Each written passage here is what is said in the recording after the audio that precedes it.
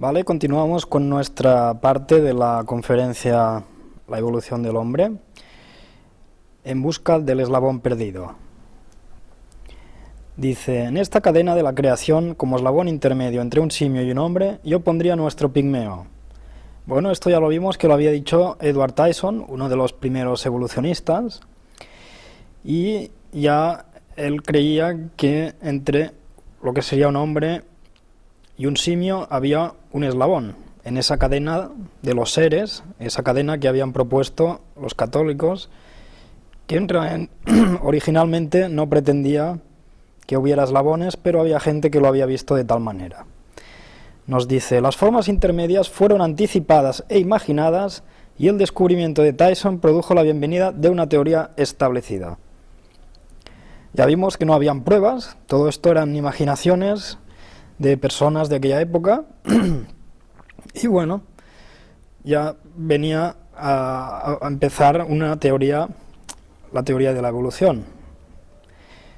En la era post-darwiniana, a través de la historia de la paleoantropología, las autoridades cometerían el error de Tyson una y otra vez, proponer un eslabón intermedio o perdido, como el Neandertal, el hombre de Piltdown, etc.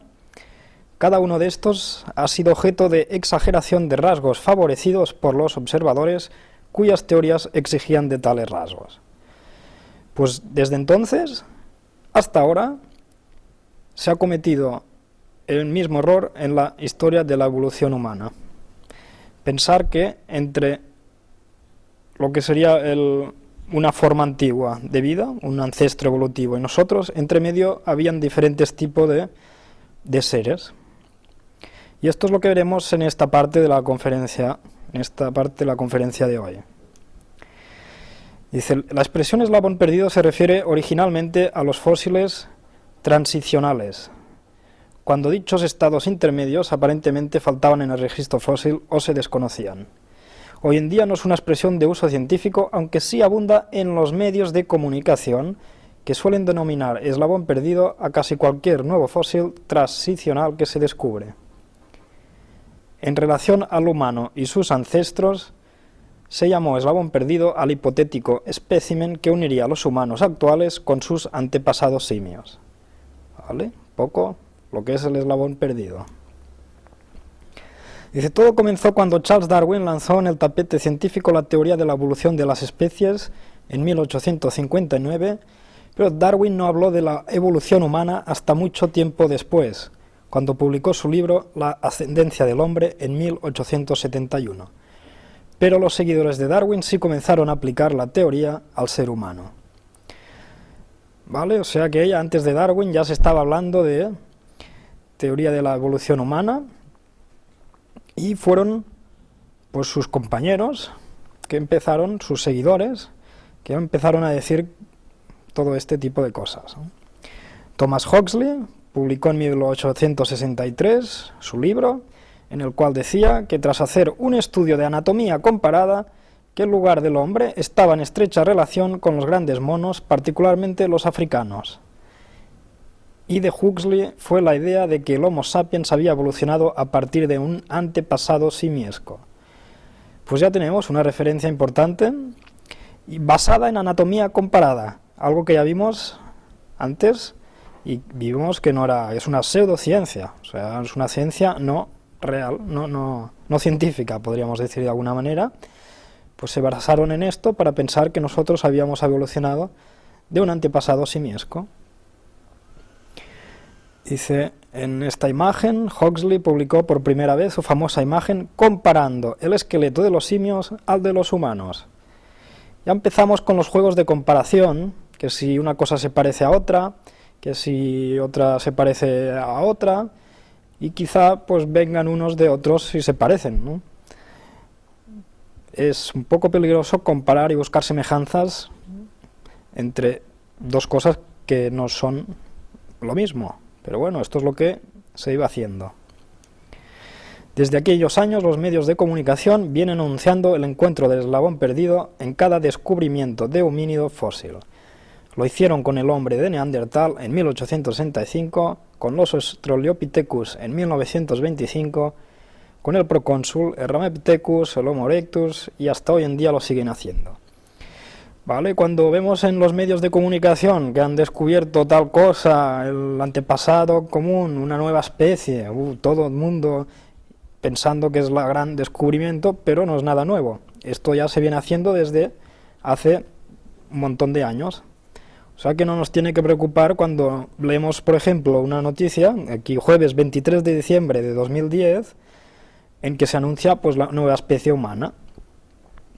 Porque todo esto ya se nos ha venido diciendo desde hace mucho tiempo y ha sido, como ha demostrado la historia y como ahora veremos, una mentira detrás de otra. Pero esto lo veremos ahora, a continuación. Entonces los escépticos pidieron que si el hombre había evolucionado de los monos, se les mostrara el eslabón perdido entre estos y el ser humano, ¿no? Esto es lógico. Si te dicen que hay un eslabón, que hay algo entre nosotros y los monos, pues que se muestre. Pues todo esto es un poco lo que empezó a pasar con la paleoantropología a partir del descubrimiento de fósiles humanos, que es lo que veremos ahora. Ahora veremos estos fósiles que fueron considerados eslabones perdidos, pero que hasta entonces todo esto era teoría pura. O sea, el tema de que había eslabones perdidos era imaginación de alguien, no era algo basado en hechos, una teoría basada, ya lo vimos, en mitos, creencias de la época, rumores, mitología. Pero claro, ellos establecieron su teoría y entonces habían de salir eslabones perdidos por alguna parte. Pues vamos a ver un poco la historia de lo que iba pasando. La reconstrucción del hombre de Neandertal. En 1908, en Francia, se encontró un esqueleto casi completo del tipo Neandertal. Marcelin Bull, famoso paleontólogo del Museo Nacional de Historia Natural en París, fue llamado para reconstruir el esqueleto encontrado. Una vez reconstruido este esqueleto, este fósil, la humanidad podría hacerse una idea de cómo sería un neandertal en vida. ¿Y cómo nos lo pintaron? Pues el tonto del que todos venimos, ¿no? Podríamos decir. Ese hombre primitivo, medio bestia, medio hombre, tipo hombre de las cavernas, ese cavernícola que se imaginaban los hombres de la Edad Media, pues aquí estaba, ya lo habían encontrado. Esto es lo que reconstruyeron. Cuando hablamos de reconstruir fósiles, pensamos que esto es algo imposible. No se puede reconstruir de huesos lo que vemos ahora en una imagen, como la que aparece en la pantalla, sino que esto ha sido un artista que se ha imaginado cómo podría ser todo el tejido que está por encima de esos huesos. Y esto es también imaginación. ¿Vale? Aquí tenemos otra imagen, otra estatua, esta del Museo de la Evolución Humana de Burgos. Nuestro equipo técnico se fue allí expresamente para ver lo que está pasando y nos encontramos con cosas así, reconstrucciones, bueno, basadas en imaginación, básicamente, ¿no? Ese hombre de las cavernas que iba con un garrote en la mano, ya lo vemos aquí, con algo en la mano, y eso es lo que se imaginaron.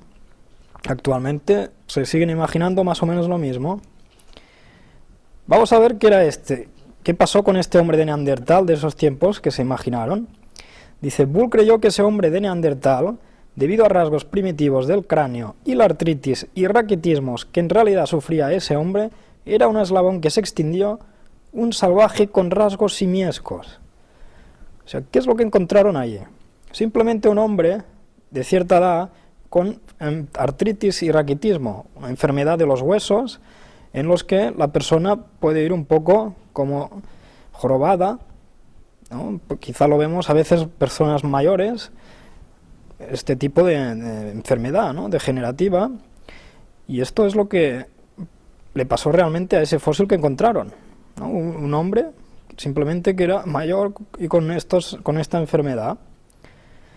Pero no era un salvaje con rasgos simiescos. Esto es lo que ellos se imaginaron. Dice, Bull también decidió que aquel hombre no podía extender las piernas del todo y andaría con las rodillas dobladas. Incluso se formó una separación entre el dedo gordo del pie y los otros dedos, haciéndolo parecer a un simio. Ya empezaron a modificar cosas del original para hacerlo parecer más a un simio. Entonces también vieron que el tamaño de su cerebro incluso que era mayor que el de un humano, se parecía al de los grandes simios. Ya con esto ya dijeron que este no debería ser muy listo y no usaba demasiado el lenguaje. O sea que el pobre tonto que encontraron, hombre primitivo, y ya más o menos lo etiquetan como lo que se habían imaginado esos hombres de la Edad Media, pues el salvaje, el cavernícola. Dice, esta visión errónea de los neandertal dominó el mundo durante 40 años. ¿Vale? 40 años dándonos la imagen de que el neandertal era un tonto, un medio simio, medio humano, que no sabía hacer nada, un primitivo. Pues esto nos lo pusieron en el subconsciente de la gente durante 40 años, hasta que se publicó en 1957 otro artículo en el que se volvió a estudiar ese hombre de Neandertal. Y el estudio reveló que los neandertales no eran tan distintos de los humanos modernos. Increíble. Nos meten a la cabeza durante 40 años que el hombre de Neandertal es un cavernícola y después vienen otros científicos que investigan otra vez qué es lo que era ese esqueleto y ven que no era tan distinto a nosotros. ¿Y qué ha pasado durante 40 años? ¿No ha habido otra gente que investigara lo que era ese fósil, ese esqueleto? Pues no, se ve que no.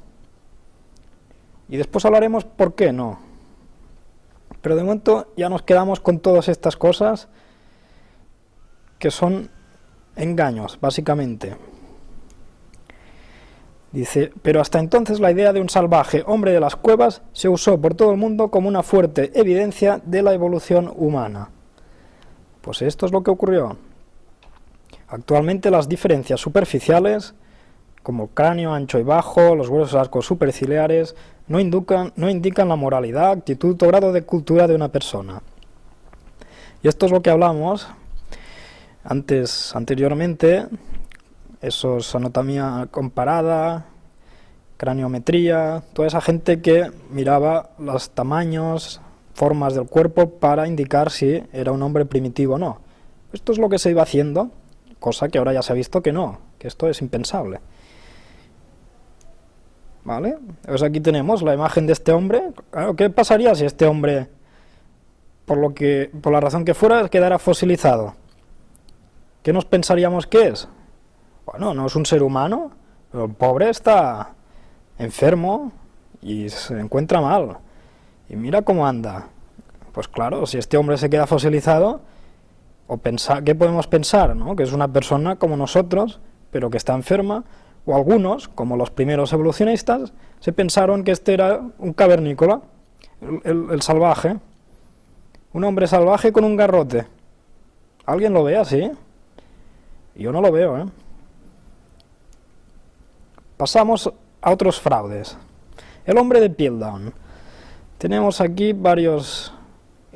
Charles Dawson, un aficionado a la geología, un padre jesuita y un señor del Museo Británico empezaron en 1912 una serie de excavaciones en la fosa de Piltdown, donde encontraron una serie de fósiles y anunciaron el descubrimiento del primer hombre inglés, hombre de Piltdown,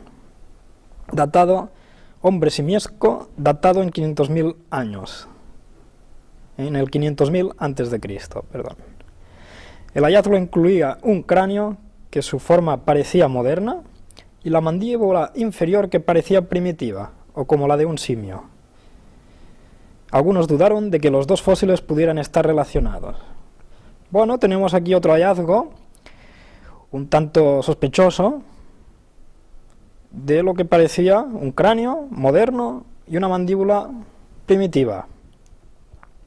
Dice, la gran mayoría de los paleontólogos del mundo aceptaron Piltdown como auténtico, pero no fue hasta 1953, o sea, 35 a 48 años después, un periodo de este margen, descubrieron que el hombre de Piltdown era un fraude.